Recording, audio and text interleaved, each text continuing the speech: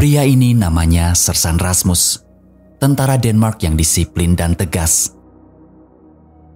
Saat mengawasi tawanan Jerman, ia lihat ada yang ngambil bendera negaranya.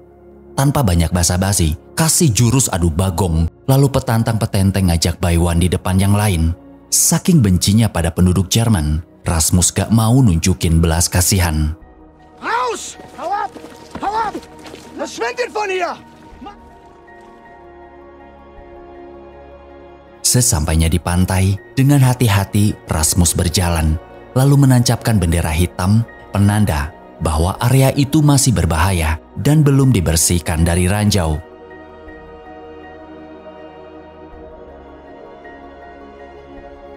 Di dalam mobil, ada sekelompok tawanan muda Jerman tanpa ketakutan dibawa menuju suatu tempat. Berkumpul di lapangan, Kapten Abby Jensen dengan tegas ia berkata, "Jerman telah menanam banyak ranjau di pantai kami. Kalianlah yang harus bertanggung jawab membersihkannya." Kapten Abby sengaja menghina negara mereka supaya pada malu. Dikira sekutu bakalan mendarat di Denmark. Sampai-sampai 2,2 juta ranjau ditanam di sini. Meledak enggak, nyampah iya. Waktu ditanya siapa yang pernah menjinakkan ranjau, dari sekian banyak tawanan, cuman segelintir yang angkat tangan. Di tempat latihan, gara-gara sering salah, Abby memukul tangan Ludwig biar dia fokus. Ludwig sendiri memang tawanan yang mudah takut dan gampang gugup. Usai latihan, satu persatu Abby mulai menguji mereka menjinakkan ranjau. Helmut jadi yang pertama. Ia bawa ranjau ke gudang dan langsung menjinakkannya di sana. Helmut berhasil, lalu giliran Wilhelm.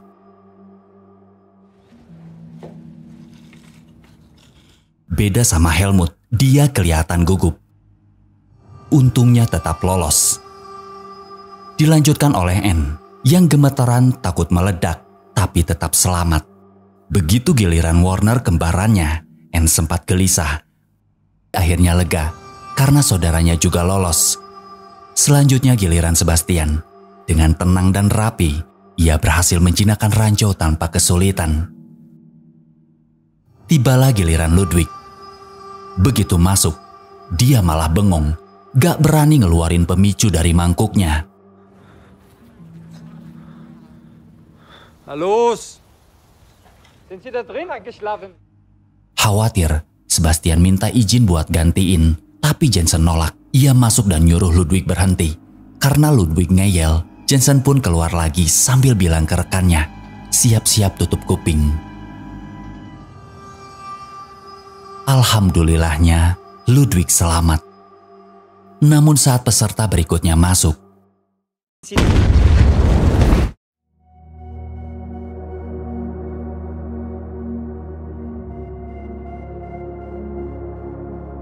setibanya di lokasi ladang ranjau, di sana ada anak kecil bernama Elizabeth yang tinggal tak jauh dari pos mereka.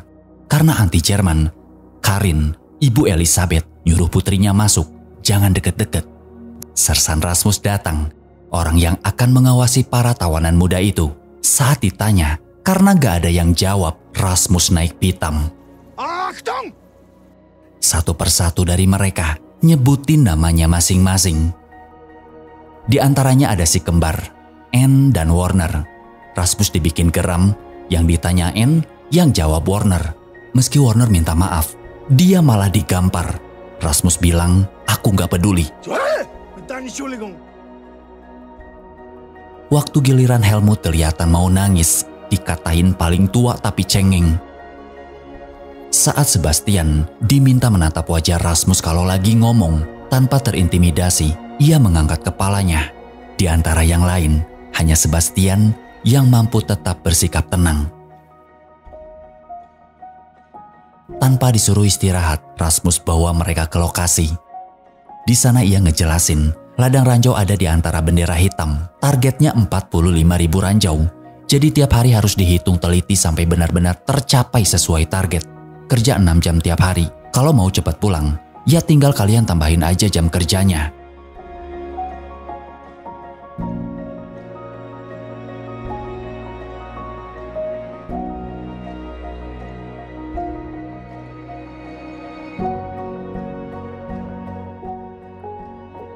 Kemudian tanpa alat pelindung, hanya berbekal tongkat, 11 tawanan mulai menyisir barisan pertama. Untuk mendeteksi ranjau, mereka menusukkan tongkat ke pasir, menghitung setiap jengkal agar tak ada yang kelewat. Tongkat Sebastian berhasil nemuin ranjau pertamanya. Perlahan ia menggali, memutar kunci, melepas pemicu, lalu menonaktifkannya. Begitu pula yang lain, hingga hari pertama berakhir tanpa korban. Setelah itu, untuk membuat alas tidur, mereka memasukkan rumput liar ke dalam karung. Sebelum istirahat, Wilhelm bercerita, nanti kalau pulang aku akan jadi mekanik. Kebetulan teman ayahku punya pabrik yang cukup bagus. Bukannya mendukung, Helmut malah bilang, gak usah ngimpi ngomongin masa depan deh. Mendengar itu Sebastian marah, menyuruh Helmut diam. Jangan suka hancurin harapan orang. Sewaktu di luar melihat Elizabeth punya sepotong roti, karena lapar, Warner, kakak dari Anne, nyamperin, pura-pura ngajak main. Ketahuan ibunya, Elizabeth pun pulang dan Warner berhasil mencuri roti itu. Menjelang malam Rasmus datang, disangka membawa makanan. Dia malah nyuruh tidur dan mengunci pintu dari luar. Besoknya sambil bekerja, Ludwig minta Sebastian bicara ke Rasmus. 2 hari mereka nggak makan, gimana bisa kerja dengan perut kosong? Usai bekerja, saat Sebastian menemui Rasmus dan mengeluh minta makan, Rasmus malah bilang, sekalipun kalian mati aku nggak peduli. Meski sakit hati, Sebastian cuman bisa diam. Di tengah malam yang lain pada tidur, Helmut ketahuan Wilhelm mau keluar lewat lubang rahasia. Dia ngaku cuman mau cari makan. Keesokan harinya, dengar Warner bilang saudara kembarnya sakit. Rasmus langsung tanya ke Anne. Anne ngaku muntah-muntah dan minta istirahat sejam. Meski memang panas, Rasmus gak ngasih izin, malah teriak nyuruh mereka kerja lagi. Anne terpaksa tidur di pasir. Di sisi lain, Wilhelm mulai kena gejala yang sama. Dan saat menggali, ia muntah ke lubang berisi ranjau. Sebastian yang mau nyamperin, malah menyaksikan ranjau itu meledak.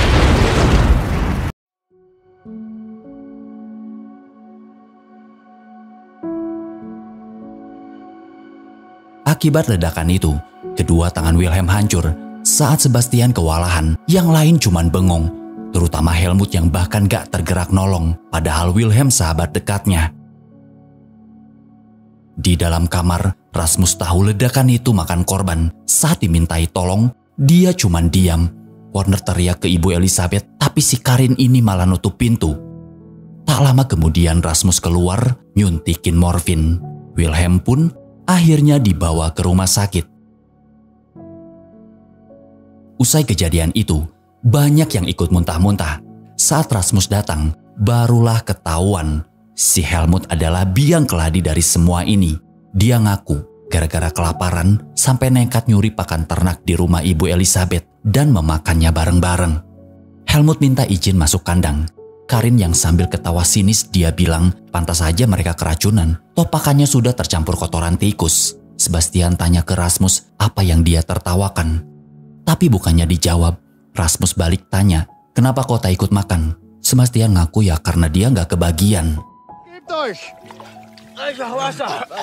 Trinken! Rasmus nyuruh minum air laut yang banyak, biar racunnya keluar. Sekalian mandi.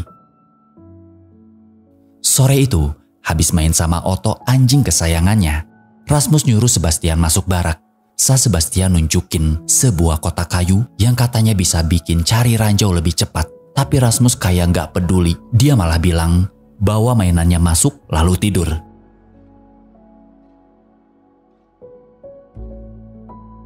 Suatu pagi, Rasmus pergi ke kamp rumah sakit buat ngecek kondisi Wilhelm. Di sana suster bilang dia meninggal kemarin dan Rasmus menolak waktu ditawari ngeliat jenazahnya.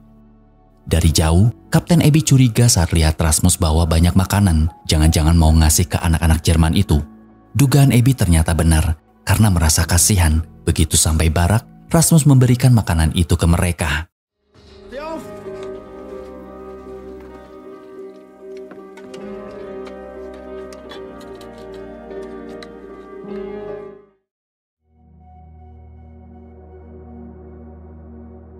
Selesai makan, di sana Rasmus nyampein sesuatu. Dia bilang ada kabar baik. Wilhelm selamat dan sudah pulang ke Jerman. Tapi kabar buruknya, mereka tertinggal target. Biar cepat pulang seperti Wilhelm, jam kerja harus ditambah dari 6 jadi 8 jam. Meski sudah dibohongi, kabar itu pun bikin mereka seneng dan tambah semangat. Di pantai, alat buatan Sebastian terbukti bikin pencarian ranjau jauh lebih cepat. Saat Ludwig dan si kembar mengangkut bangkai ranjau ke lokasi muatan, teringat Wilhelm yang udah pulang ke Jerman, mereka pun mulai bikin rencana jika kelak pulang nanti. Di lokasi muatan, Rasmus memastikan Ludwig menghitung dengan teliti. Soalnya kalau sampai salah, bisa saja masih ada ranjau tersisa di area yang sudah mereka susuri. Di waktu santai, si kembar nemu kumbang dan sibuk ngasih nama. Mereka sepakat menamainya Tim Benny. Tak lama Rasmus nyuruh mereka masuk barak buat tidur. Malam itu curiga ada yang gak beres. Rasmus keluar dan mendapati anak-anak diganggu Kapten Abby CS. Rasmus langsung turun tangan. Sebelum pergi, Abby keberatan karena Rasmus berani ngasih makan mereka tanpa izin. Merasa gak ada yang salah, Rasmus cuman bilang mereka hanya anak-anak. Lagian perang sudah selesai. Merasa kesal, Abby ngancem bakal gantiin posisinya. Tapi karena Rasmus gak takut, Abby pun pergi. Besoknya saat menggali ranjau, Sebastian kaget nemuin 2 pemicu yang kalau diangkat langsung meledak. Ia buru-buru teriak ke Ludwig, lalu Ludwig nyampein ke Anne. Pas Anne ngasih tahu Warner, karena posisi saudaranya terlalu jauh dan gak kedengeran, ranjau itu pun meledak.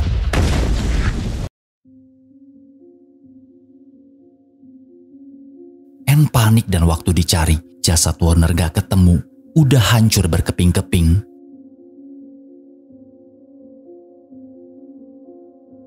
Di dalam barak, setelah Anne dikasih obat penenang dan nyuruh yang lain keluar, melihatnya begitu terpukul, perlahan hati Rasmus mulai luluh. Dia belai rambut Anne supaya tenang. Di tepi pantai, waktu Rasmus nyamperin Sebastian, di sana dia ngaku kalau Wilhelm sebenarnya sudah meninggal.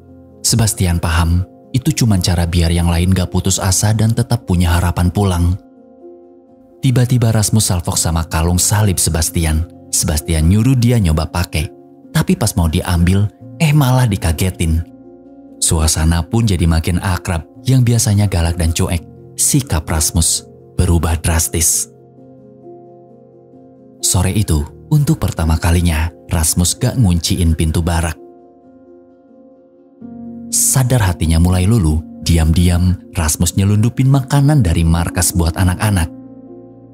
Gak cuman itu, supaya mereka senang, ia pun ngajakin main bola di pantai yang udah aman dari ranjau.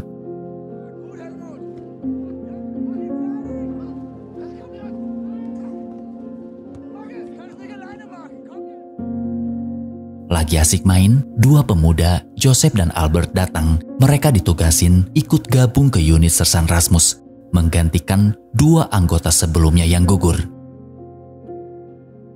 Di sisi lain, Anne yang masih trauma kehilangan saudara kembarnya, lagi asik main sama tikus sambil diajakin ngobrol.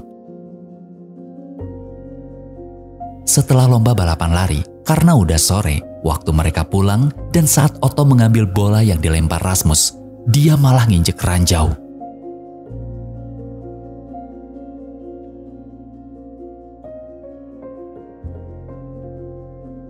Dikira area itu sudah bersih, padahal inilah alasan Rasmus selalu wanti-wanti supaya hitungan ranjau benar-benar tepat. Karena Ludwig yang terakhir menghitung ranjau itu, Rasmus lempar bola dan nyuruh dia ngambil pakai mulut, sama seperti saat dia ngajakin Otto main. Dianggap keterlaluan, Sebastian berani negur. Akibatnya Rasmus naik pitam.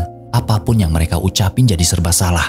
Helmut yang udah capek malah bilang bunuh aja sekalian. Tapi bukannya reda, Rasmus makin menjadi-jadi, dikasih hati malah minta jantung. Buat nebus kesalahan mereka, nyuruh semua jalan bergandengan, biar yakin gak ada ranjau lagi yang kelewat, meski artinya bisa ada yang mati.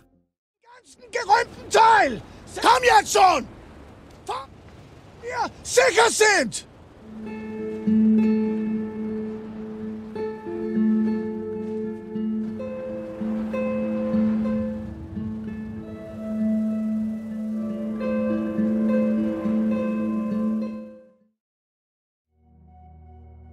Dengan wajah sinis, Karin yang ngeliat mereka dihukum tampak puas.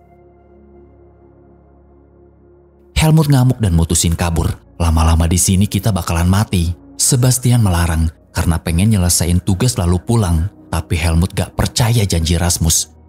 Terus-terusan ngeyel biar gak kabur. Sebastian minta bantuan yang lain buat ngiket dan nyumpel mulutnya. Keesokannya ketika semua masih pada tidur, di pantai, Elizabeth bermain di lokasi berbahaya. Melihat itu Karin panik. Karena Rasmus lagi gak ada, dia lari ke barak buat minta bantuan.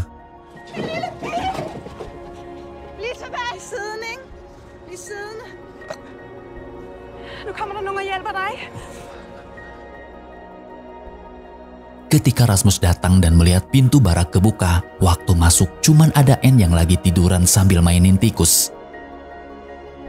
Setelah Rasmus ke pantai, dari belakang, Anne datang dan langsung nyelonong deketin Elizabeth buat ngajakin main boneka.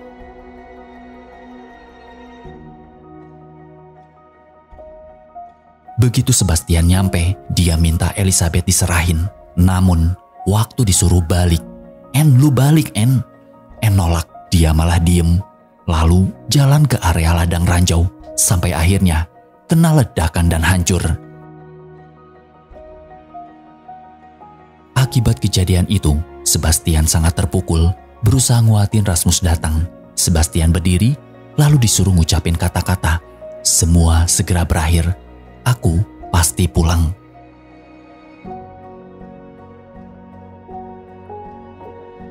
Di suatu hari, Rasmus ngasih perintah 4 orang tetap nyisir pantai, sementara sisanya diminta membawa dan muatin ranjau ke atas mobil. Sambil asik ngobrol, mereka nggak sadar ada ranjau yang masih aktif saat satu persatu dimuat ke mobil. Karena bagian depan udah penuh, satu orang malah melemparnya ke belakang.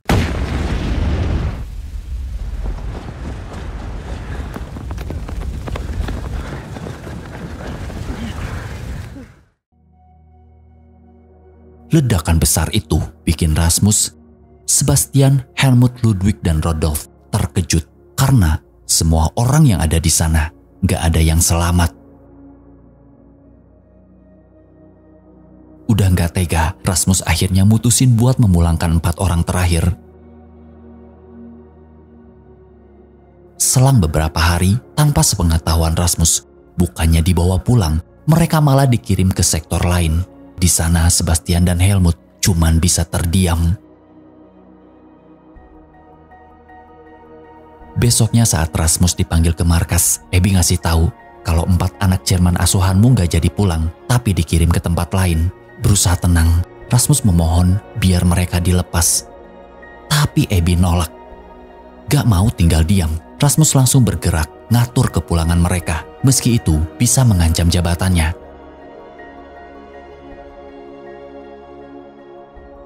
Setelah tiba di titik tujuan, Rasmus ngasih instruksi, dari sini kalian lari 500 meter sampai perbatasan Jerman. Sebastian dan kawan-kawan buru-buru lari. Melihat mereka makin jauh, Rasmus pun merasa lega. Dari 14 orang, hanya 4 orang yang berhasil selamat. Akhirnya perjalanan penuh ketegangan di pantai itu berakhir dengan sedikit harapan. Meski penuh resiko dan pengkhianatan perintah, Rasmus memilih kemanusiaan di atas segalanya. Begitulah akhir kisah Rasmus dan anak-anak Jerman di Land of Mine. Meski di layar ini hanya film, kenyataannya jauh lebih kelam. Pasca Perang Dunia Kedua, Denmark memang memaksa lebih dari 2000 tawanan perang Jerman dan kebanyakan masih belasan tahun untuk membersihkan ranjau di pesisirnya. Hanya sekitar setengah yang berhasil pulang dengan selamat, itu pun sebagiannya ada yang cacat. Sebuah bab sejarah yang jarang dibicarakan dan mengingatkan kita bahwa perang tidak berhenti hanya karena tembakan meredah.